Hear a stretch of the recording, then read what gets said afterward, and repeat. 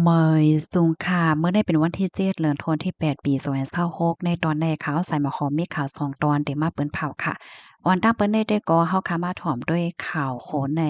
พี่น้องเจ้าตาอ้างพร้อมโตตันติๆขึ้นเส้นสายหมายเจ้าคือที่ในเมืองไทยเมื่อวันที่6เดือนธันวาคมที่8ปี2026ในมีข่าวเงาออกมาว่าผู้ใหญ่ก้นหลงตีเก้อกลุ่มและกกรรมการ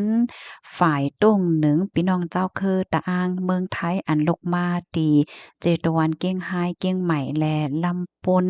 ไลโคมกันเสียวก็จะเทศปางกลุ่มใหญ่ตีสำนักสงฆ์วานประลองห้วยจะนำหมู่ตี10ม่วนปิ่นจะเว้งเมืองฝางใจตวนเก้งใหม่เปิดตาโฮมกันหางเฮียนลองพร้อมโตตันเปิดตาขึ้นเส้นสายไม้เจ้าคือตาอ้างแลเปิดตาเลิกโพเตียนในการย้อนขึ้นเส้นสายไม้เจ้าคือในอ้อมเกี่ยวกับลุยร้องในพมีปนพรฝ่ายต้งหนึ่งพี่น้องเจ้าคือ IMPECT ลาดว่าปักเปิงหมายมีพรบโดยถึงปันพี่น้องเจ้าคือและกำเทียมรวงการใจตื้อเพราะว่าจาดปานปีพุทธศักราช2568ตั้งไทยได้ห้องว่าพรบคุ้มครองและส่งเสริมวิถีชีวิตกลุ่มชาติพันธุ์พศ2568ในเดโดยถึงปันสุนและสุนเป็นพี่น้องเจ้าคือเหมือนเจิ้งหนัง แกดกังปันกุ่งสิขาลองเปิงเป็นก้นแกดกังแลให้พี่น้องเจ้าคือในไหนจังสืบสารรักษาฟิงแงฟิงทุ้งภาษาความลาดและส่วนไหลในการจัดการไปหย่าของตัวเจ้าเก่าโคมตั้งลงปองจึงกำเทียมปันแห้งให้มีส่วนโฮมในการอบโอ้และดัดสินใจเมื่อว่ามีโครงการปกป้องเข้ามาในปื้นตีและส่วนไหลในการเข้าถึงลวงด้วยหลอมหลงปองจึงเหมือนจังหนังส่วนไหลขั้นพื้นฐานป้ายอยู่หลีว่าเจ้อในแหน่ค่ะอ้อขิงข้าวย่ามเปิดตาคืนเส้นสายหมายเจ้าคืนให้ได้ก่อเป็นแต่เอาวันที่28เดือนธันวาคม7ดอกบ่ถึงวันที่27เดือนธันวาคม8ปี2026ในเมื่อเหลียวก็กึดข้าวยามแทง20วันจึงในก้วยเตเลยว่ากึดเอหนาเย้าในค่ะอ้อในก็เป็นลวงตั้งหยับลวงอันสับแลงให้พี่น้องเจ้าตะอ้างในพี่น้องเจ้าคือค่ะเนาะซัมปอจางคู่ป้องกันโตๆถึงๆกันเฮ็ดจังไหนค่ะ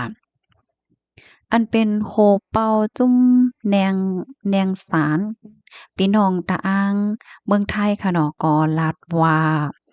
พี่น้องตะอ้างอันมีไว้อยู่ในค่ะเนาะก็ได้มีอยู่หมอกเซาชุมชนได้เรียกว่า20วันเนี่ยค่ะย่อเนาะตั้งนำก้นแต่ก็10,000ปลาย5แฮงก็ค่ะหนังหือได้เป็นรวงรักษารวงการใจตื้อเพราะว่าจัดปานลองลงซื้อโคและภาษาความลาวในเมื่อกาวก่อนป่นมาเนี่ยก็มีรวงหางเฮียนรวงพร้อมโตตันเปิดตาได้ขึ้นเส้นสายไม้เจ้าคือในมาถึง10ปีจังไหนยาวเนี่ยค่ะย้อนก็เพราะว่ามีรวงมุงมองว่าปักเปิงอันในเดจอยกุ้มแกดกัง เตียจอยเกียรติกังปันเปิงฟางหางเจ้าคือฟิงเงฟิงทุ่งจอยลดย่อมอคติเหมือนจังหนังว่ามีลองแจกแพ้เจ้าคือนั้นเจ้าคือได้เฮ็ดจังได๋น่ะเนาะปยกแกเลดลองข้องคำสุนไหลในดินลิ้นอันปกซอมหากินที่อยู่ตั้นเซาส่วนรายการเฮ็ดการสอนส่วนรายเกี่ยวเลยลองไปอยู่หลีว่าเจอไหนเฮ็ดไหนค่ะอ้อ ข้อมูลตอนในคาลิปปีมาที่ห้องการข่าวไทย PBS ต่างไว้แหละค่ะเมื่อเลียวในขณะที่ในเมืองไทยค่ะก็มีมาปักเปิงหมายมีอันในเรียกว่าเป็นปักเปิงหมายมีอันหลีตอนตัดพี่น้องเจ้าคือในค่ะเนาะตั้งไทยได้เปิ้นได้ฮ้องว่าพรบคุ้มครองและส่งเสริมวิถีชีวิตกลุ่มชาติพันธุ์พศ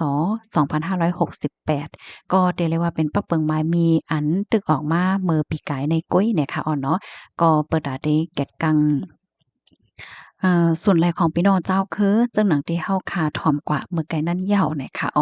ลองได้ก็เป็นลองดีอันลีปักตาเหมือนกันเนี่ยค่ะเนาะ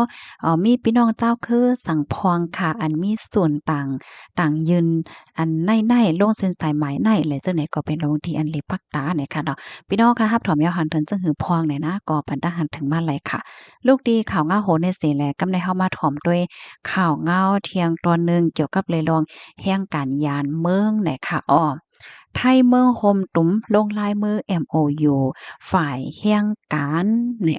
ในกเปิดตาให้พี่น้องแห่งการได้จางอยู่เหตุการณ์ไรหนังถกแมนปยกจังไ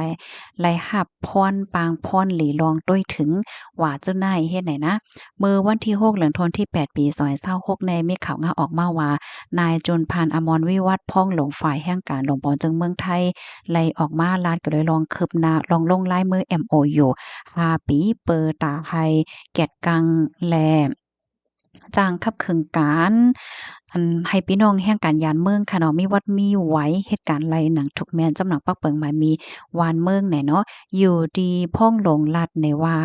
หลวงในก็มีหลวงหางแฮนติเดเอาต่างเขาตีปางกุ๋มคอรมอในเหลินในอำนั้นก็เลินหน้านะคะเปิดตาตีจางแต่คับครึงการกว่าเปิดให้มีหลวงลงเซ็นสายไม้แห่งการหนังถูกแมนเทียงกำเนิงเนี่ยค่ะเปิดตาห้องหับแห่งการตีอันตกโลนอำนั้นก็วัดไหวเต็มพดอายุอาซากและเจ้าไหนมื้อเหลียวในแห่งการยานเมืองก้นเมืองห่มตุ้มอันมีไว้อยู่ที่ในเมืองไทยในที่มีอยู่หมอก4ล้านเกาะและจังไหนค่ะ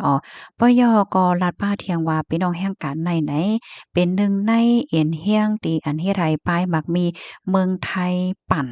กำเทียมปันแห้งฝ่ายป้ายมักมีน่ะเนาะเหมือนจังว่าซื้อๆกินๆจ่ายๆให้แหน่ก็เปอจังหนังนั้นเสียก็ในเตฮิมแนดแก่ป้าลองข้องขำละลายลวงค่ะเนาะอำว่าได้เป็นระบบเปิงลงเส้นสายไม้ลวงเฮ็ดปรับเขียวซี่อ้ายลวงเฮ็ดวัดเฮ็ดไว้ว่าสังว่าจังไหนในให้บ่มีลวงง่ายลมดอนดาพี่น้องแห่งการลองได้ตั้งฝ่ายลงปอนจังเมื่อห่มตุ่มไหนก็พร้อมติปันลวงโฮมมือจ้วมจังไหนค่ะ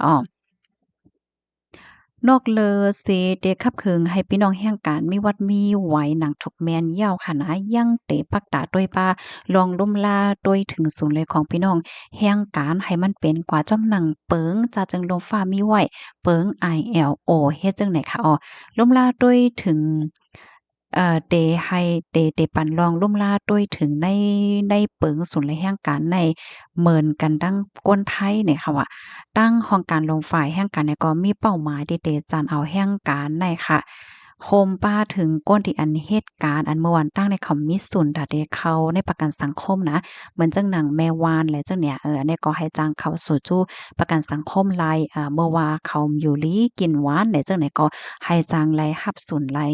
ในไหนเนาะให้จ้างรายรับสุนรายจังไหนนะอันนี้ก็เรียกว่าเป็นข่าวเงาหลีตอนดับพี่น้องแห่งการค่ะนะเมื่อกาก่อนป้นมาในมันก็ได้มีพี่น้องแห่งการแม่วานในเพิ่นก็เข้าใจทุกย้อนมาหลายปอกหลายกำหนาว่าเหตุการณ์แม่วานก็ให้จ้างเข้าประกันสังคมไล่เนี่ยเพราะว่าเข้าประกันสังคมเนี่ยจึงเหมือนจึงว่ายุ่มลีกินหวาน5อำนั้นก็เกิดลูก5จังหาเนี่ยมันได้รายรับส่วนรายเตอหลีจังไหนนั่นนะก้อยกำมากบปอกได้เพราะว่าเป็นแม่วานเนี่ยมันจังเข้าจังเนี่ยเมื่อเลียวผู้ใหญ่ก้นลงเขาก็เปิ้นทางเฮียนพานในตอนไหนเนี่ยค่ะเนาะก็ข้อมูลตอนในค่ะเลยปีมาที่ห้องการฝ่ายแห่งการและห้องการข่าววอกพ้อยต่างไว้ค่ะสื่อข่าวไทยหลายๆห้องการก็เลยออกไว้นะคะยินจมบุกข้อที่แฮบถอมปันแห้งค่ะ ไม่สูงค่ะ